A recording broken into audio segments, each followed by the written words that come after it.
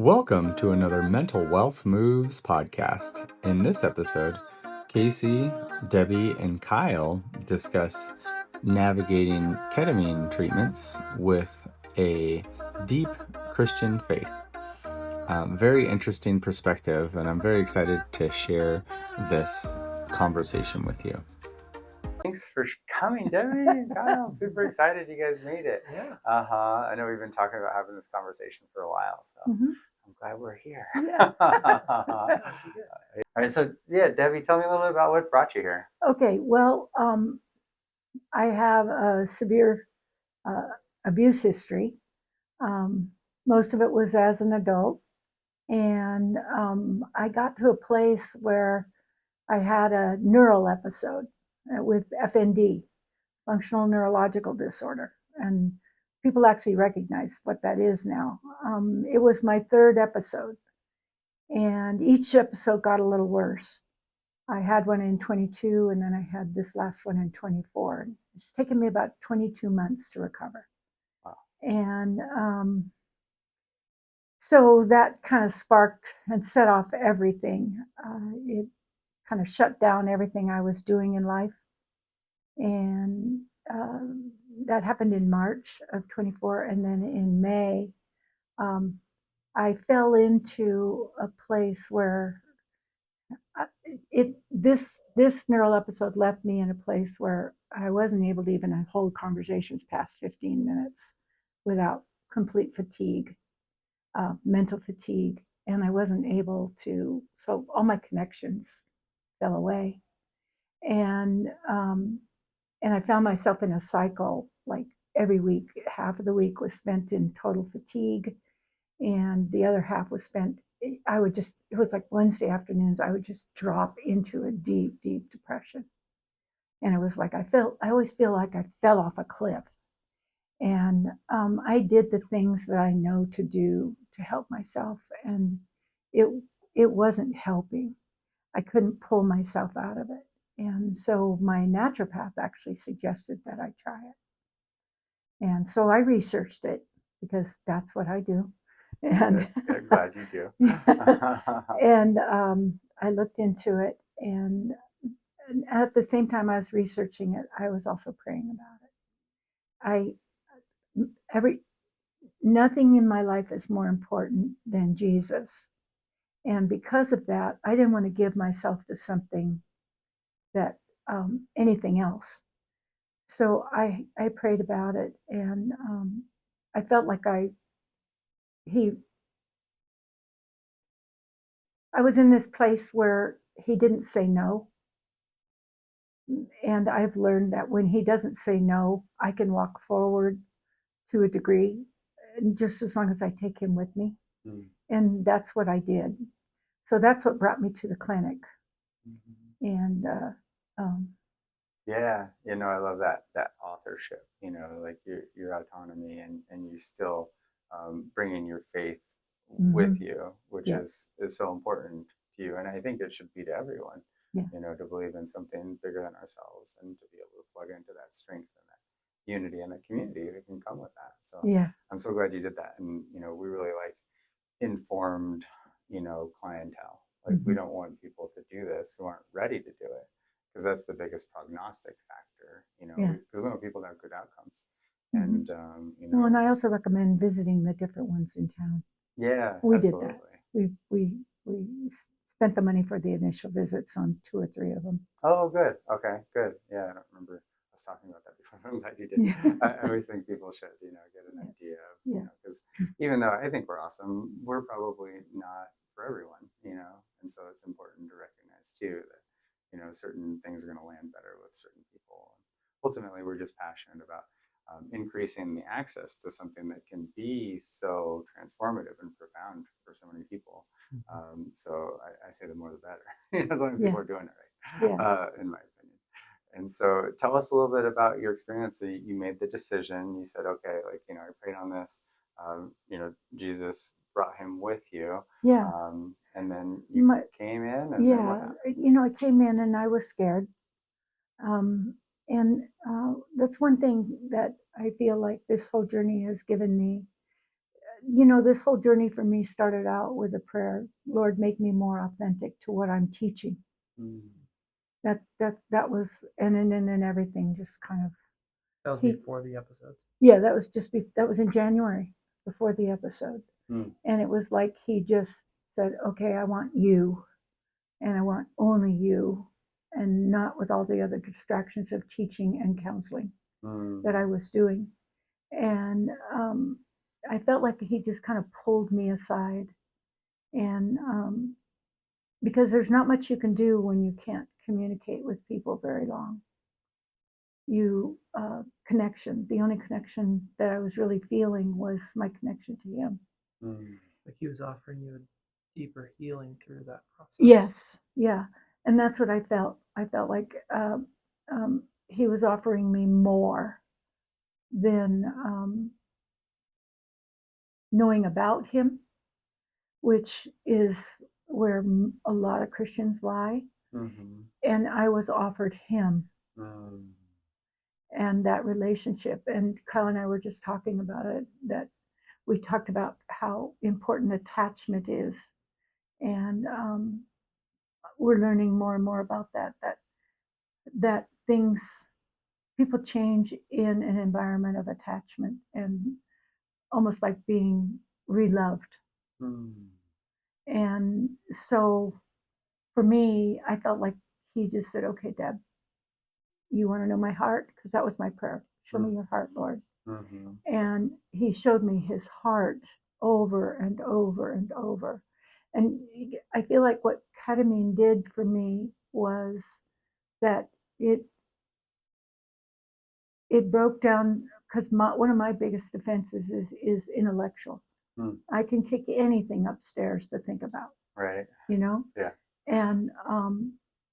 And so that faded away, because one of the things you said about integration was do something novel. Well, something novel was to leave all the journaling, leave all that intellectualizing, all the learning behind, and allow myself to experience Jesus. Mm.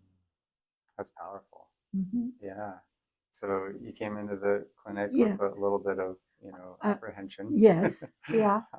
Because I hadn't learned at that time just to surrender fear. Mm. And so I remember when I was here and Brandy was trying to talk to me, and I said, "Don't talk to me." I didn't want to deal with anything more than what I was dealing with.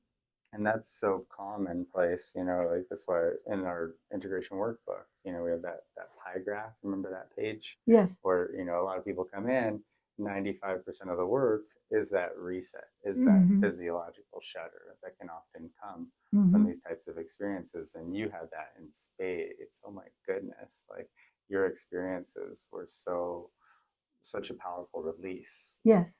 Yeah. Well, I didn't know. I'd never associated my abuse, and I guess I should say something about that.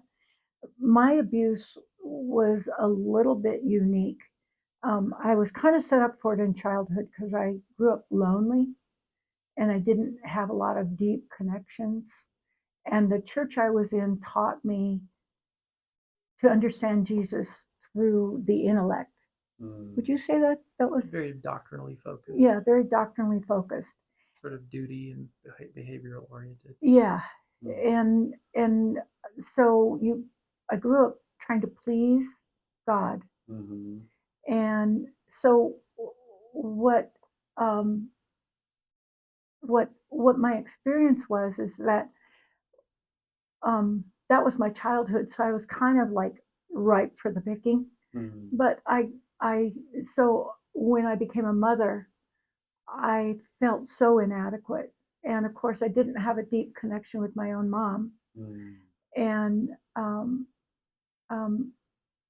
coming out of childhood. So I didn't really feel like I had any kind of handle on what to do with a colicky baby and how to relate to my children.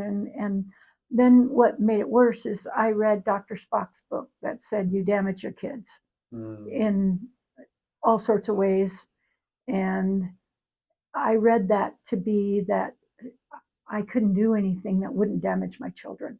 So I sought help to be a good mom. And I happened to walk into a nest of, how would I describe that?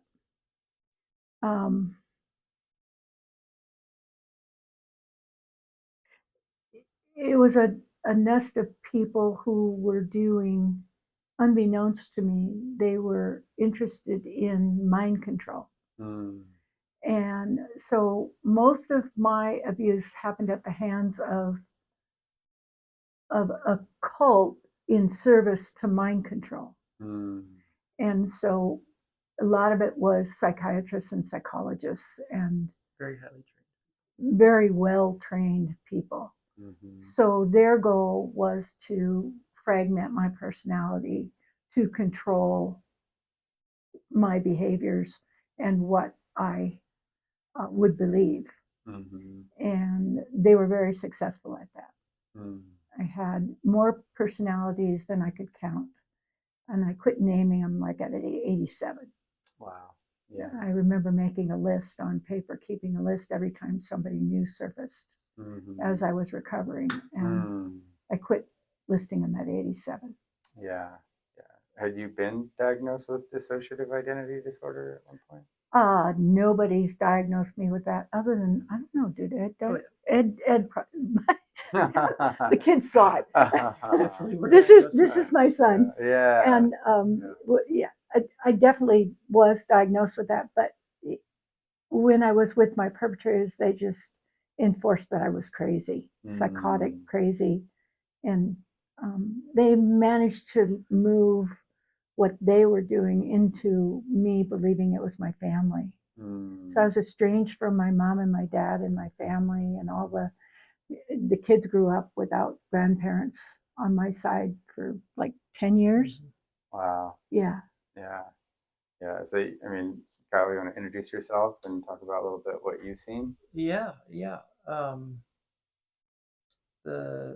Just the journey of this, given Mom's history, we were nervous, right? We were nervous to, let's go to trust somebody else with training and backgrounds in psychology and drugs and all those things. Hey, that sounds like a great idea. Right. And so definitely walking very closely. I came and met with you, and you probably felt a little bit of the shakedown that was going on. Yeah, that's good. My dad and I checking you out. Yeah. But also just journeying through and learning through this season more about really how God meets us in our suffering. And God is a God of redemption who wants to redeem. We believe that wholeheartedly, and Jesus is so loving. He can almost not help himself, but help redeem people. It's his nature to redeem. Right. And so being able to see this as another tool, another way that could take, things. Mom's history has been so interesting in that there's been patches of times when she's in recovery or when she's dealing with a different kind of treatment, she's learning different things, that she's able to express such wisdom. And I have had the benefit of that. She's impacted me more than anyone else on earth. She and Dad both. And my dad has been faithful for 50 plus years to stay and be a part of the family and work through these things. And so going through this stretch of, at some point she was able to counsel and able to minister to other people and help them through their recovery, but then that stopped. And so it was kind of one of those things a few years ago where we're just, okay, we're going to go back to Father and say, how do we go forward? Navigate this? What is going forward look like? Is this something that we're accepting as kind of the results of all the trauma and difficulty that she just has to kind of live with? Or is this something that we could see growth and progress? And you can imagine for my dad and I, not to mention Mom, but for my dad and I especially, and the family, to watch and say, well, we stopped we stopped really believing that we could ever be finished in the Yes. sense of like everything's going to be fine and it's just going to get wrapped up in a bow. We believe Mm. that'll happen in glory when we get to go be with Jesus and have our new bodies. And that But- was one of the biggest first steps for me, is to go, am I really back here? right, that was hard. Am Mhm. I, and then I had to accept that, because I've learned that we can accept things without agreeing with them. Right. Mm. They don't have to be something that we say is good. Mm. Yeah. And we've learned a lot through this Yeah. to invite Jesus into the suffering rather Yes. than sort of say, I'm waiting for you to let me out of this. Yes, Just get me out of this, get me out of this. that was the second lesson. Mm. And I think he's That's a saying, big one. no, come with me and I want to walk through this with you. Mhm. Mm. And then And it changes you as a person when you quit looking for the escape. yeah. Mm. So And that's- we had lots of conversations about sort of like, well, is this a new normal, or is this something that we want to see through? And so we kept working through the treatments and counseling through that, and It's been a 40-year journey. Right. Yeah. The journey to wellness is just that. It's a journey, Yeah. right? Yeah. so at this Amazing. point we're thrilled at what you've been able to come through. Yeah. Jesus offered a new layer of physiological Mhm. healing. Mhm. He's brought her through a re-understanding of who she is and her identity. He's brought her through being able to express forgiveness and repentance at a spiritual level. And each of those times, it's been another layer of healing and another layer of intimacy with God. Mm. And so this one really offered another layer of dealing with all the way I learned to see it was that there was stuff physiologically that was a part of her trauma, her experiences, that just it needed something to kick the door down, to open up the door to some of those feelings that were she was unable to access, which was then starting to leak into disconnection from everyone else. And in your body. Yes. Yeah. You had so much Right, because somatic one of the involvement. things that having a ketamine treatment really surprised me, I didn't realize how much grief was there. Mm. To me, it was, I assumed it would be more memory Mhm. and more reacting to that, but an unattached grief is what it felt like. There Mm. wasn't any kind of, and that's what I was experiencing in the ketamine treatments, is just an unattached grief. And it's really interesting because I've thought about it. I could have shut that off. But I felt like I was safe Mm. to Yeah. to just allow whatever came out of me. And the ultimate of that was my last ketamine treatment. It was more of that grief, but it was very interesting. It almost felt like something physically, like I describe it as agony with a capital, like a noun, Mm. torment as a noun, Mm. and anguish as a noun. Mm. I felt that leaving my body. Mm. And if I pictured it, it would be almost, and see, and I understand those things to be tormentors Mm. that Satan assigns to us when our hearts are out of alignment with Mm. God. Mm. And so, and they can be out of alignment when you're in your early years, Open yourself to that authority. and you open up yourself to that authority. In the Bible, it talks about giving room for Satan, a Mm. place. Tapas. And that room or that place is the same word that they use in the Bible for the room. There was no room in the inn for Jesus. Mm. So to me, it became a physical place Mhm. within me Mm. that I had given him room to sit. Mm. Mm. And then he turns around and assigns tormentors like shame and guilt and pain and Bitterness. bitterness and all of those things. And you open the door to all of that Mm-hmm. with unforgiveness Mm-hmm. and holding things. Mm-hmm. And what ketamine does is, for me, is it allowed me to release those deep, deep feelings Mm-hmm. and that deep grief. But it was interesting because it was the most peaceful release, and I know it was loud, but Not peaceful in the process. but I was at peace, Yeah. total peace. Well, all of that was leaving me. Beautiful. Yeah. That's that feel it to heal it, right? Mm-hmm. That giving yourself that Mm-hmm. space and that grace again Yeah. to let go of. Well, and all I these feel that things. the name it to claim it for me has been, I took those things and they're very spiritual to me because they, to me, the Holy Spirit does exactly the same thing when in Psalms, David talks about, search me, O God, and know my heart. Mm. I think we all want to be known at that level. Well, you even alluded to it. Most people know of their higher power, from an upper mammalian brain. Mm-hmm. Like you've got that deep level where you could experience. Yes. Yeah. Do you want to talk to that at all? Yeah. This is the new thing Jesus is teaching me, and that's the idea of attachment, being attached.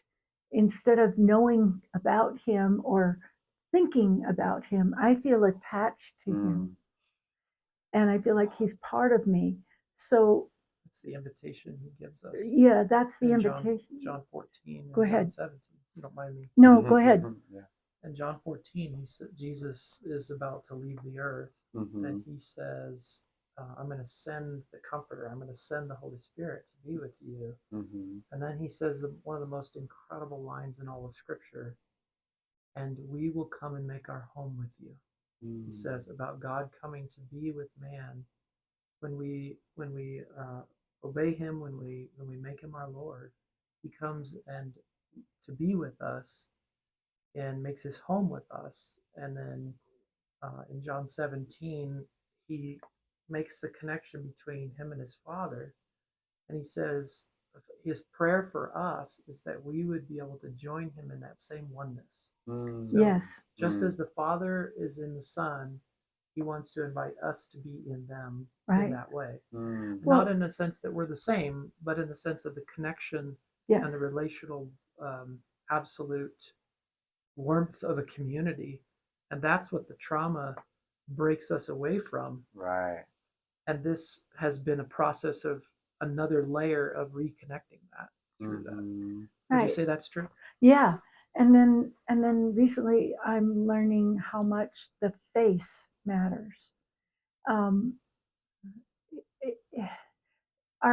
In the Christian world, we've translated the presence of God, but in the Hebrew, the real meaning is, I see your face and I'm so glad to see you. That's the attachment that the Lord has with us. And because he's so thrilled to see us, he can't help but be thrilled to see us. And it's all through the face.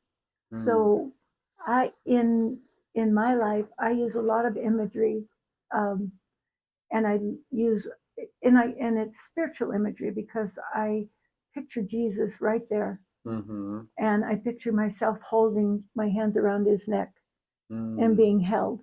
I picture him in his face. I can see I can't tell you what it was like the first time I saw approval in his face. When was that?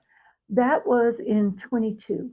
And I was at a school of ministry teaching me how to do prayer ministry. And so we were practicing, and one of the practices is that after you pray, you stop and you listen to hear what his truth is. And in hearing his truth, he said to me, Debbie, I am so proud of you. Oh, that's beautiful.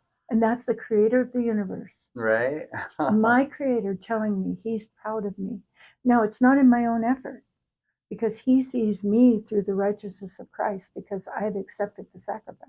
And once we accept that sacrifice, he doesn't see us the way we think he sees us. And he also taught me, I expect that you're going to make it. You're going to screw it up. Right. And I just want you to come back without the guilt, without the shame, without the regret, because those are tormentors. Right. So I reject those things. Well, you process through them, you let them go. Yes. And you're able to do a lot of that. Yeah. Well, I've learned now to just reject them when they start. Yeah. Because I know what they are. Yeah. They're tormentors sent by Satan to make me feel terrible about myself. And then I break from God. He doesn't break from me, but I break from my awareness of him. Yeah. Yeah. And you know, it's like, I think everyone experiences that, this disconnect from self and this feeling, and you know, we can appraise different belief structures around that. And so, you know, our goal is to definitely unify more people, while also, you know, letting people know that he will take you as you are. And I think that's super important in a clinic atmosphere, to be just accepting, you know. And you know, what the really cool part is, I've seen a lot of people come in with faith, and it really fortifies faith. You know, it's something that some people, particularly Christian people I've seen, have more ascribed judgment around, you know. And so I'm really, really thankful for you to be able to, you know, do your due diligence in looking at the validity of the treatment, while also praying on it and using your own judgment around, you know, what is safe. And then, you know, again, my job is always to turn the key and get out of the way, right? And help you remember how capable you've always been. And you plugged into that so very well. Like the Debbie that walked into our clinic is a world away, you know, in a before and after video. Can you both speak to some of that, like the amount of, you know, development you've done for yourself? Yeah. Well, when I came in, even though I had been teaching the principles of forgiveness and repentance, and teaching the principles of how Satan screws up our lives, I guess that's a way to put it. I got to a place, because of the brain fog, and I lost everything, and I had to sit with myself and say, what do I actually believe? And Kyle was a big part of that for me. He said it was okay. It was okay if I couldn't remember anything I taught. And so I reached a point where my mind was failing. And I think that there's a lot of people out there, and it's really interesting you talk about the gift. The gift in my experiences is I know what it's like to get to the end of my mind and not trust it. Because there was so much mind manipulation. And so for me, I got it down to the basics of, I know, what do I know? I know he loves me. I don't know how. I know that I love him, and I'm not sure how. That was how basic my belief system got when I walked in. And I was at that point. Do you remember the day you came in and I was just laying on my bed and you came in and you said, Mom, that's enough. And it's enough to just be sometimes. And to let yourself off the hook of needing to fix. And what I've just sensed in that moment was, I was just trying to help you remember that it's okay just to be there. And you didn't have to fix anything. You didn't have to do anything. And that's big, because I think there's a common fear among all people, and that is, especially when they get to the point where they don't know what else to do. They're at their wits' end. Think about that. That's your wits' end. And that is, I fear I can't fix myself.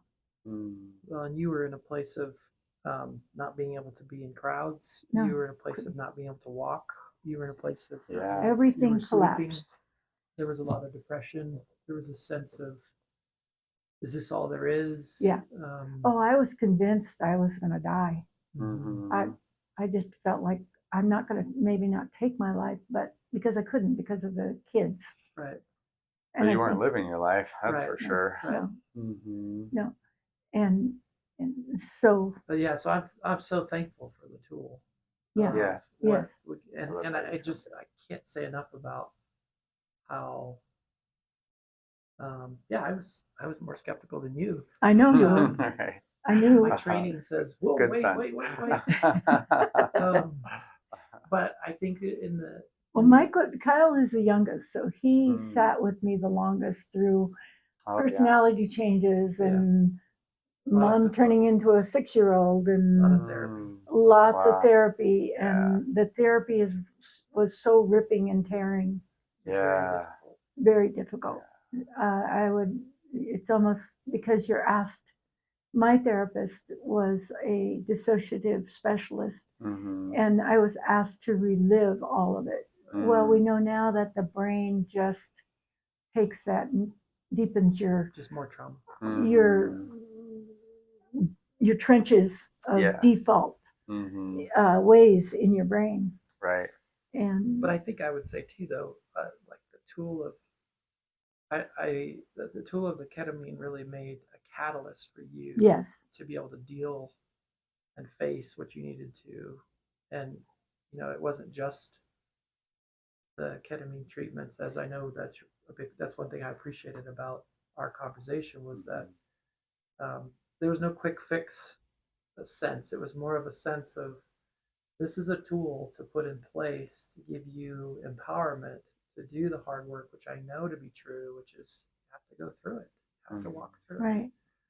and Yes. to whatever degree that looks like to get to a place of wholeness and wellness. And so your counselor was very good to Yeah, help you yeah. Following. gauge through that. Yes, I started EMDR therapy, and so I would take the pictures that I saw in therapy, like for instance, or in ketamine journey, I would take.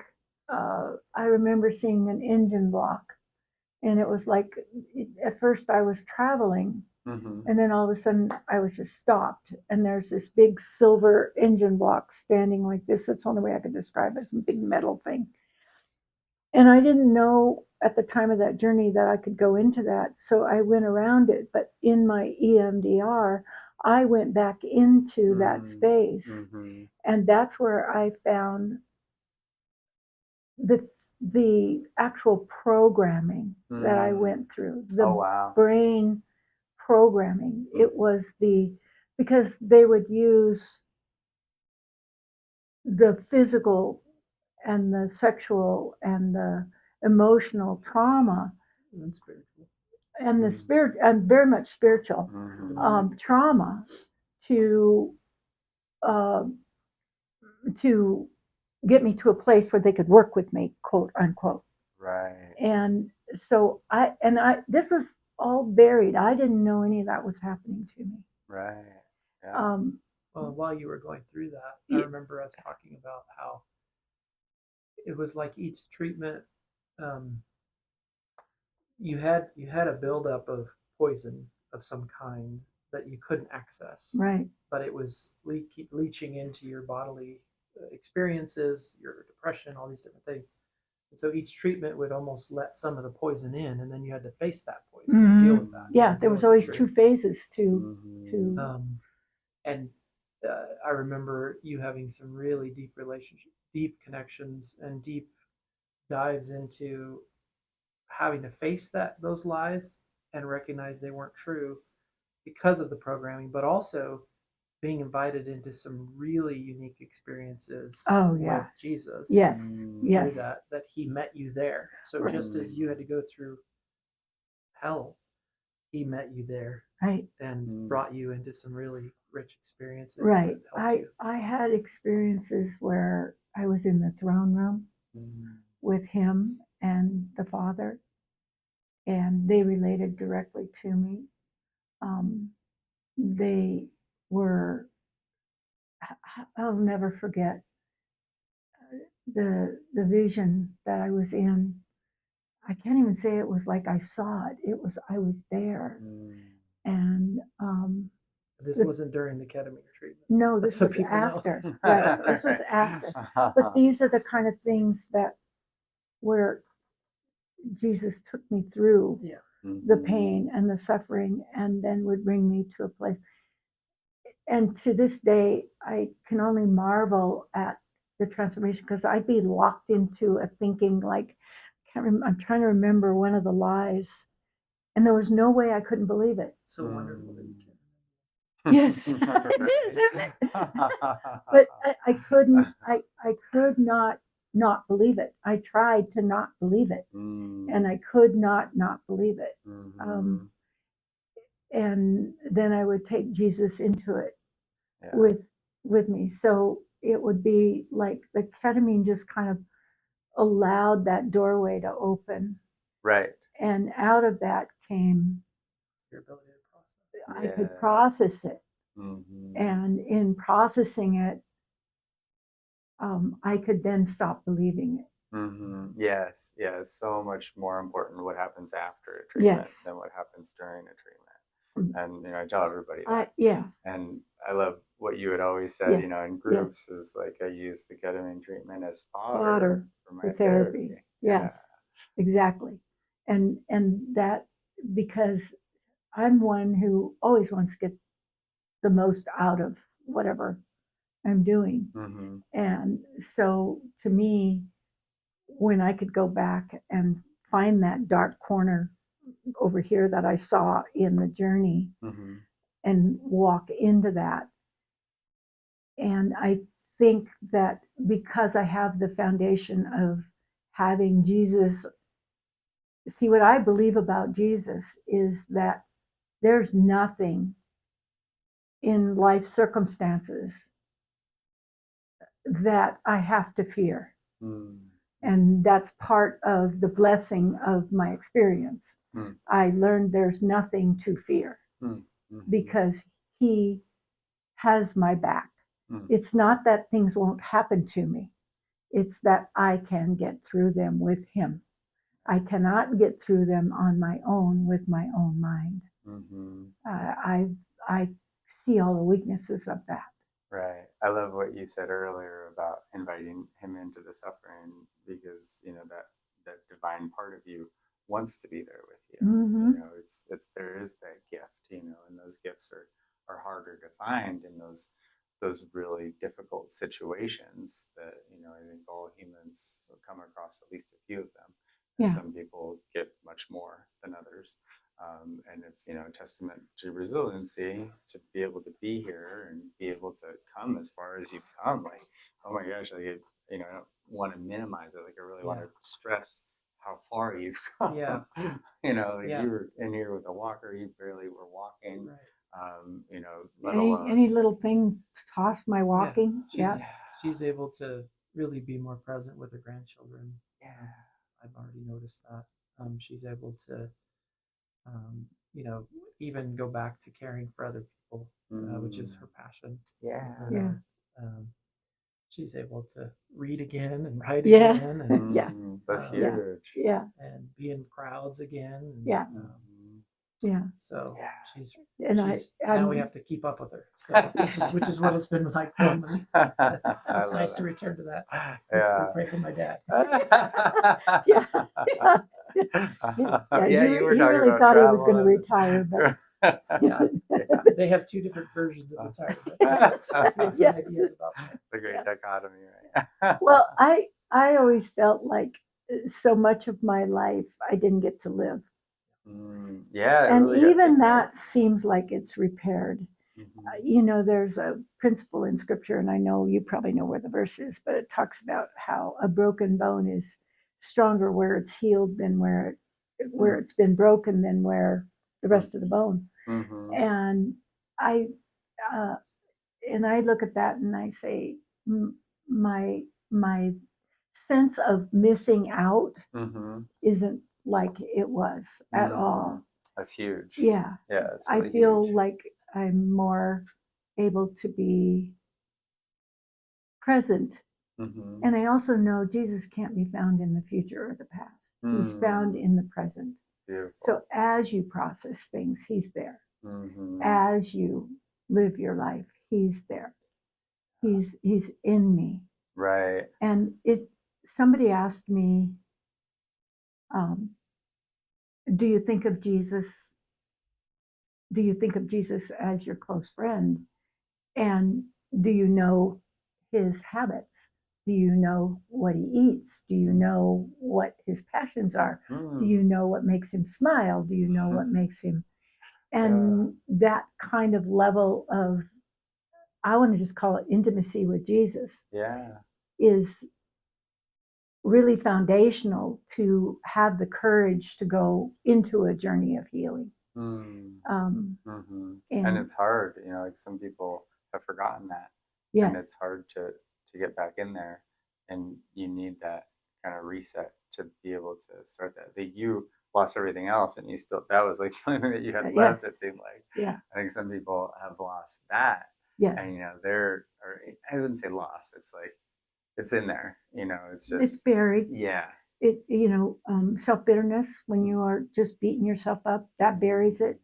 When you hold somebody accountable, when you hold what hurt you accountable, and you feel like you can't give that over to forgiveness. Because the other thing that I learned was I didn't have to forgive. All I had to do is choose to confess that I wanted to forgive, that I would forgive. In other words, it's kind of like I choose with my free will to forgive. Because in 1 John 1:9, and this has been my verse through this whole thing, is if you confess, then I, God, will forgive and cleanse you of the unrighteousness in your heart. So he's going to take that bitterness out of your heart. I don't have to work at it. But yeah, there's a lot of, you know, warriors out there that, you know, and I believe this part, you know, holding on to resentment is like swallowing poison and expecting someone else to die. Right. And they feel like, you know, they're letting down, you know, their survival, their warriorhood by letting go of that resentment. And I think we talked about this at one point. One of the groups was like the strongest thing you can do is surrender. Yes. And then learning to surrender confusion, learning to surrender every detail that you can't quite sort out. You know, if you're having trouble sleeping, surrender that. You don't know how to solve it. You can't figure it out. You know, that's why you're not sleeping. You know? So surrender that. Surrender that and say, I don't have the answer, Jesus, but I know you do. Yeah, well, I think it speaks to like the bigger picture, like 125 years ago, something like that. You know, we did a disservice and still doing the best we could with what we had in the medical community, really siloing the physical from the mental, from the spiritual. Yeah, and he's been really good at, he's learning that with studying the ancient.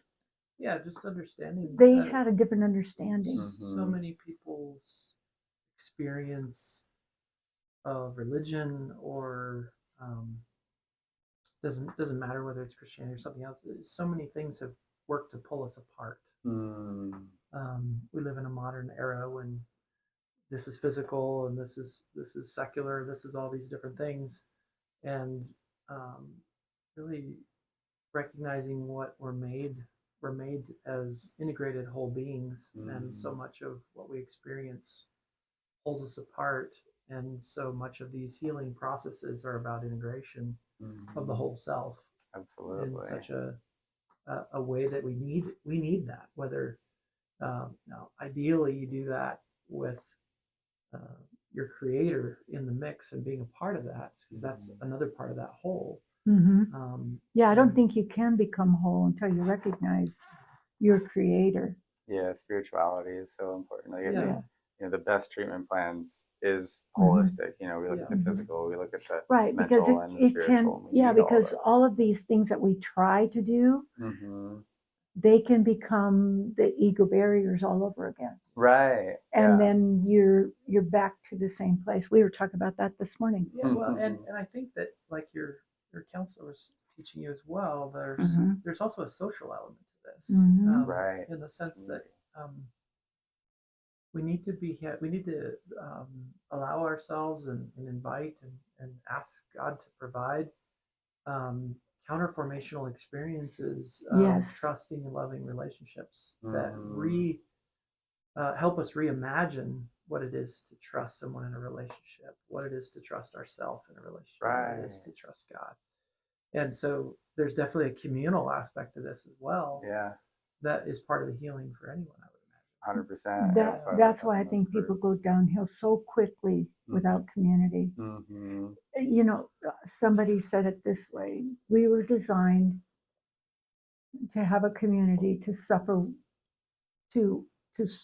with us. Right. We're not designed to suffer alone. And if there's one thing that happens with people that are trying to run from their trauma, it's their genuine community isn't there. Right. They may have a false community. Right. Just like they use false ego barriers. Right. Yeah. All those negatives. And, Yes. you know, like the kind of, you know, Mother Teresa, Muhammad Gandhi, they would never go to anti-war rallies, right? Yes. They would go to pro-peace rallies. Yes. Right? And it doesn't matter who you talk to. I think like you're going to have more commonalities with that person than things apart. Right. And that's not, you know, the reality that what's impressed upon us, you know, when we step out of a regular set of doors. And so, Kyle, you bring up an incredibly important point of the need for community and connection and, you know, continued support.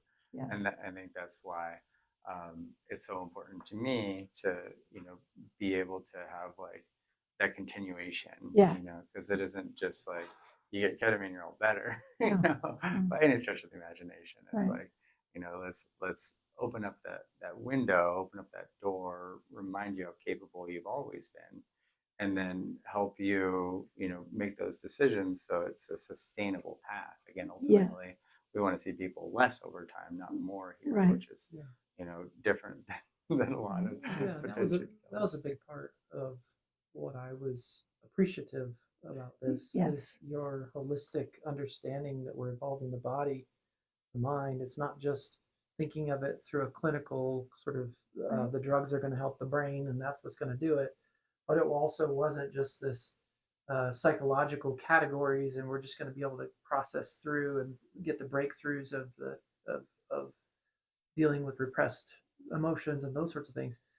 But it was all of it. It was body, it was relationship, it was you're very open and understanding about the need for the spiritual aspects of people's healing. And so I think that's really powerful to have a holistic understanding of humanity that very few people have, especially in the healing spaces. Right. I mean, we aren't taught in medical school, you know, a zoomed out view. You're taught a very zoomed in view, a very siloed view of monoamines. And, you know, that's basically debunked at this point, the monoamine theory to psychiatric care. So I'm glad we're doing what we're doing. I mean, you're a wonderful test subject and case study on, you know, the potential of this when you put in the work. Right? Yes. Yeah. And it is work. I would never tell anybody that it's easy. But there's always it's really interesting because I don't offer a prayer. I don't go into a therapy session. I don't go to a group without an expectation that Jesus is going to give me something from it.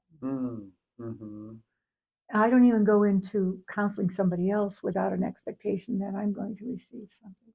Yeah, I love that. But I'm really realizing attachment, and it's almost like and community is huge. And if you look at scripture, Jesus had 12, and then he has 3 besties. Right. I love that. And even the one, John, the one whom Jesus loved, that's how he refers to himself. It's kind of comical, but it's real too. I think it's also interesting. Just one other comment, if I could. I think there's a lot of people, at least in the Christian community, who think that God will just do it. Yes. Why aren't you just doing it? Why aren't you just healing? And I think that what we've learned through this and many other times is it's a participation.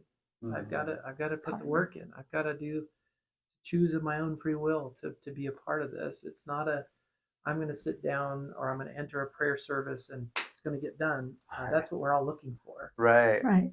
And The I one think- and done. I'm Right. kind of done with the one and done. Yeah. Yeah. I think that recognizing recognizing Yes. God's absolute respect for humanity's free will, Yes, Mm. totally. I mean, and our the autonomy that He allows us, yes, but the intimacy He invites us to Yes. enjoy Mhm. with our autonomy. Yes. But not that He's going to get it done. He's not going to finish it. He's not going to do everything, which is kind of the picture that a lot of people have. And I think, again, this process drives it home again that it's not. You didn't, take a pill and it was done, Right. and you didn't pray and it was done, and you didn't just do I didn't go counseling up and it in was front done. of. I didn't go up for You healing, didn't and it just was pray, you done. prayed, and it's a combination of all these factors Yes. of holistic experience of humanity that are brought into a healing process.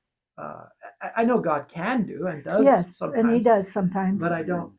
I see most of the time He's inviting us into processes and relationships. Because it's in process that we actually get to know what His heart is. Exactly. And that's the last thing I was going to say is, and I think that a big part of process and holistic is the other side of it. There's such a depth of connection and wisdom and understanding that comes when we do all of it rather than just having the moment where it was done to us. Right. Or, yeah, I mean, and that for me, that started with learning the difference between praying with somebody Mhm. versus praying over somebody Or or for Yeah. somebody. Uh-huh. There's a place for intercessory prayer, Yeah. and I don't mean to belittle that in any way, No. Mhm. but at the same time, it's even in the Christian circles, there's an overemphasis in some branches of it where we feel like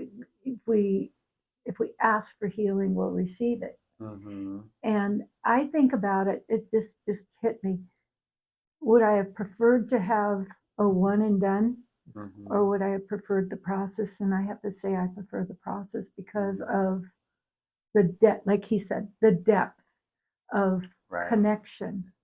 And Mhm. I feel like I've sort of like come home. Yeah, you have more to give away now too. Yeah. Yeah, Yes. that's You have more yeah. to give to others. Yes. Mhm. And that's the other side of it.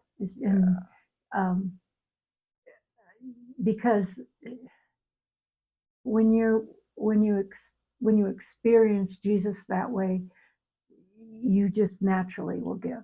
Mhm. It's not a forced thing, and it's not a Right. performance in Yeah. any way, shape, or form. It's just a natural. And that's what brings a lot of people here is they feel like they are in performance. Yes. They feel like they need to put on this mask to interact with people. I need to be okay. Yes. And then they can't have their process. They can't work through that hard stuff Yes. because it's expected for them to just keep trudging. Right. And then they do, and that becomes untenable for pretty much everyone. Eventually your body or your mind or your spirit or all three will give out. And then you're just surviving barely. Right. Image management is exhausting. Right? It Yes, really is. Yeah, that's it exactly is. what it boils Yes. down to. Yeah. Simple Yeah. truths. Well, and it's also, you feel like you're on a treadmill if you're chasing the lie in your life that you're not enough. Mhm. That somehow or another you have to perform to be loved. Mhm. And Jesus makes it very clear, you can't love me. You can't perform enough for me to love you more because I already love you with everything. That's so beautiful. Yeah. And so you guys are both in I think probably the most unique position that I've had the pleasure of interviewing to speak to people, particularly around the faith crowd, of if they're potentially considering the ketamine therapy, and what would you say to someone who strongly identifies with faith, who's potentially considering ketamine treatments?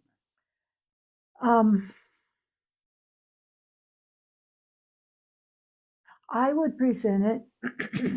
I'm thinking about the people that I've referred. We appreciate it. Um, I would present it as nothing more than a catalyst to um, to the work they need to do to process with the Lord who they really are. And in learning who they really are, and more than that, it's not even knowing, it's a experiencing your attachment to the Lord. And it's only the catalyst to it, and you can shut it off anytime. You know, we were talking about that today. Even the things, even that attachment can be ignored. Yes. And you have to be okay with finding yourself in a place of ignoring the attachment without going into shame, guilt, regret, and all those things, because you just come back. It's like saying to a friend, you know what? I'm sorry I haven't called. I'm sorry I haven't written. Can we have coffee? Yeah. You know, that's as simple as it is. Yeah, I love it. As one author said, begin again. Begin again, Slowly. yes. But attachment to Jesus seems to be, I love that word because it really describes the oneness. Yeah, right. And I know you and I say the same things in different ways a lot of the Right. time. Well, and that's what I noticed too. I read your book. Yeah. Oh, Yeah, did you finish yeah, it? yeah. It's so long. Yeah, It's like yeah. 60 pages. And there wasn't a lot new in there because you and I've had a lot of conversations for me. Yeah. But I saw in that a different language for the same thing. Really. Yeah. Yeah. Isn't that cool? Yeah. Yeah. It's like these universal truths that, you know, and how you ascribe to it and how you believe in it is that's the most important thing. Right. Is the belief in something bigger than ourselves, and that connection to it and community around it is so important. What would you say to somebody that you saw really needs this I mean, to break it through? Yeah, I would say I can't speak to the whole industry or what's happening with all of that science. Sure. What I can say is to the experience that Mom had with you here at this clinic was able to see that this was a tool that was very helpful for breaking through. Right. But that I would encourage that person to recognize that the cost involved, and I don't mean the money. That wasn't that bad, but I mean I don't even know what it was. Dad took care of it. Yes. But what I would say is the cost involved in terms of you will still need your courage. Yes. You will still need to take courage, and you will still need. You will absolutely need to invite Jesus to new levels of yourself. Yes. You have to be willing to so much of, like, I was looking at your 3 principles, name it to claim it, which means something totally different in Christian circles than we reject. Yes. Did you know that? No, I need to look There's at like that. a prosperity theology around that. Oh, that we interesting. sort of say that's not how you mean it. What you mean is, as I understand it, and correct me if I'm wrong, but I'll try to put your 3 principles in language for a person of faith. The name it to claim it would be the idea that you need to identify the things that are the barrier to your disconnect from God and others and yourself. Yes. And that in order to deal with them, you need to identify what those are.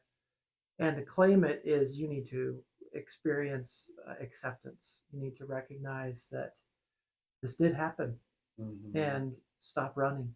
And so much of what our world trains us to do is run. And so much of what our body trains us to do is run. And so much of how the world system works is run.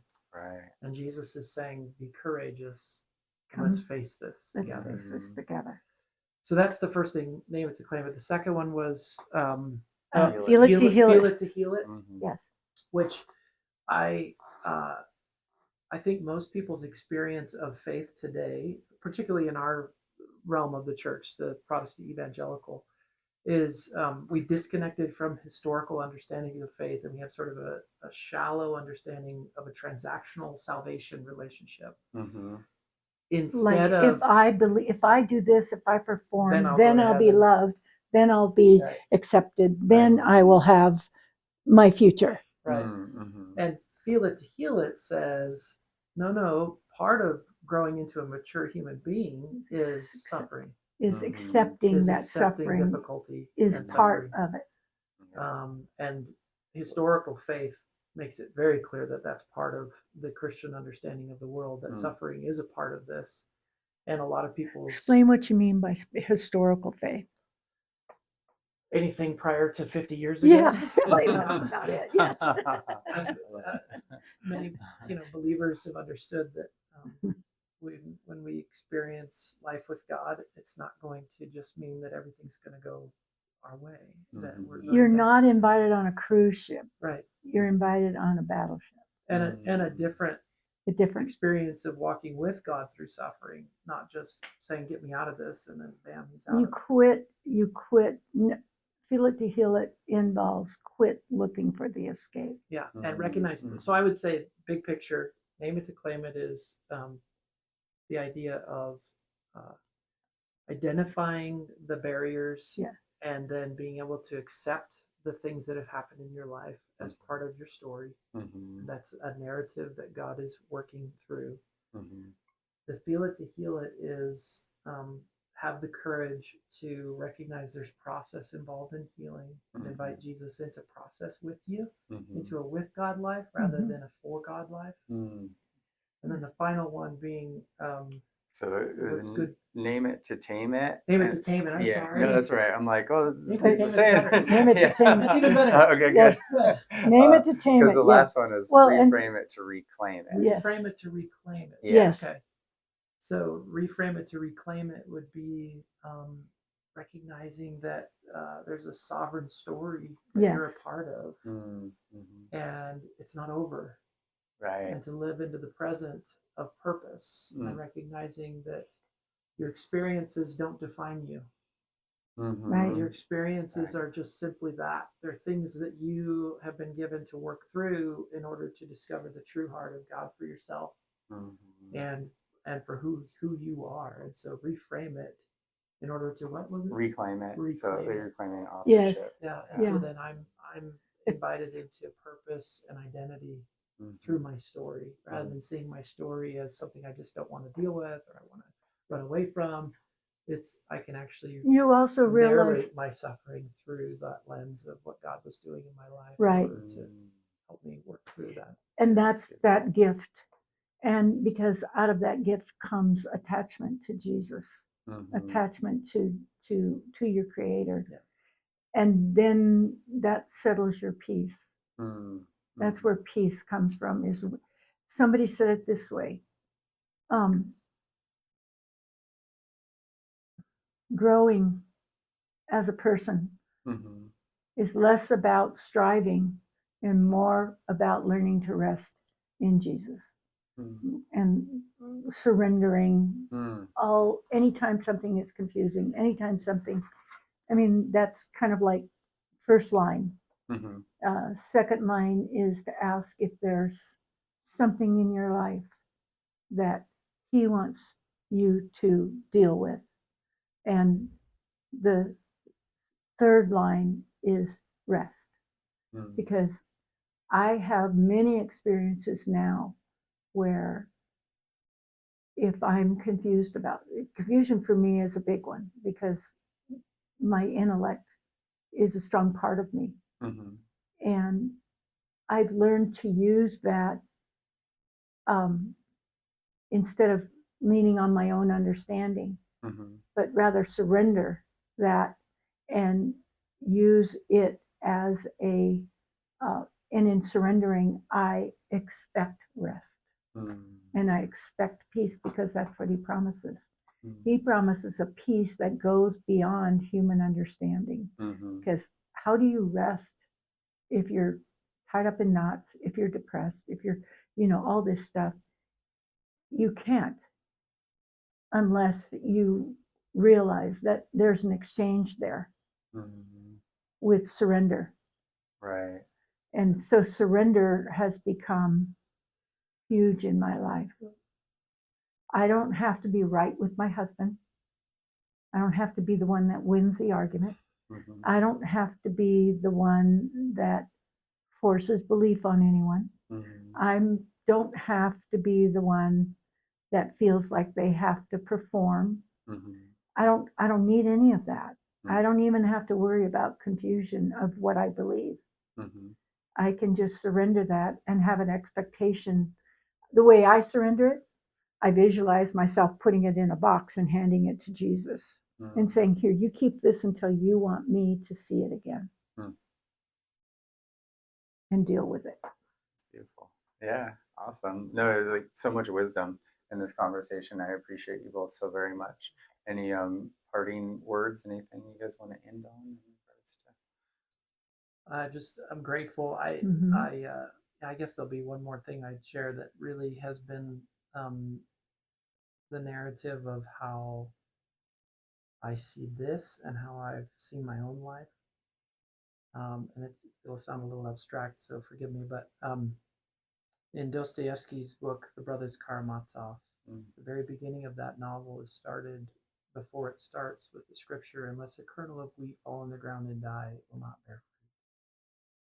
And that whole novel, 900 pages later, you have these traumas that these boys have gone through as a child, and each of them process them differently. One processes through the intellect, one processes through the belly, and they both end up in really bad places. And the final one processes by working through his suffering, working through his difficulty with a mentor, with a priest, who is able to help them face that truth, face that difficulty, and integrate that into an understanding of how God works in the world, how we battle Satan, all those different things.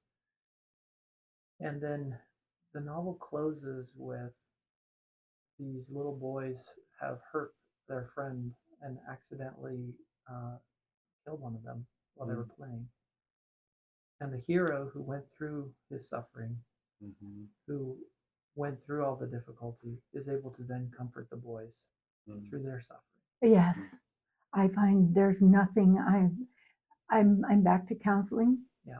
So the process, there's and the willingness nothing to embrace, people bring me that I can't relate to. The willingness to embrace the suffering, the willingness to embrace the invitations to a deeper walk with God, not only redeems us, but then allows us to go and love and redeem others and help them be introduced to the same invitations. Oh, that's beautiful.